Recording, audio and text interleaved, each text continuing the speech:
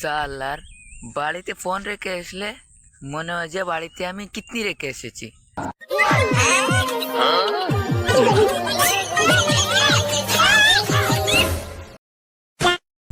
পাশের বাড়ির একজন কাকিমা আমাকে জিজ্ঞাসা করেছিল 25শে ডিসেম্বর কবে, তখন আমি বলে দিয়েছি যে 24 তারিখ।